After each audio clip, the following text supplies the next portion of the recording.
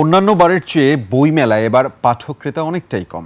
প্রকাশকরা বলছেন ঈদ কাছাকাছি, তাই পাঠকের উপস্থিতি কম। তবে ছুটির দিনগুলোতে পাঠকের সংখ্যা বাড়ার এমন কথাও জানান তারা। অনুপ পিয়ালের রিপোর্ট। নায়াসিনামাইড ও স্যালিসাইলিক সমৃদ্ধ লিলি ফেস ওয়াশ যা ফেসের ডেড স্কিন সেল দূর করে দেয় দ্বিগুণ ফাস্টার ব্রাইটেনিং। ষষ্ঠ দিনে গড়ালো অমর একুশে বইমেলা। আগের বছরগুলোয় বইমেলা ফেব্রুয়ারির প্রথম দিন শুরু হলেও এবারে জাতীয় নির্বাচন সহ নানা ইস্যুতে মেলা বসেছে ফেব্রুয়ারির শেষে।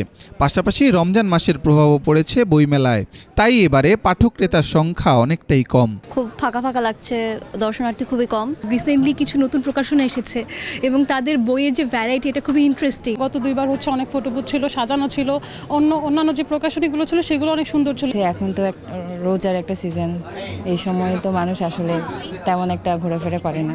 নীলাবতী বইটা কিনেছে, ভালোই লাগছে। দুইটা বই কিনছি আমি, একটা বিভূতিভূষণের আর একটা হুমায়ুন আহমেদের রূপা কিনছি।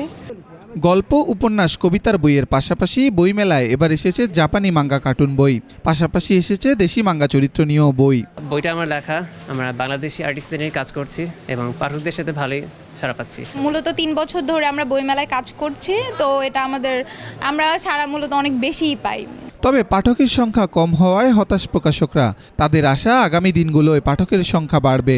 হরর, থ্রিলার, উপন্যাস, গল্প, কবিতা সব ধরনের বই আছে।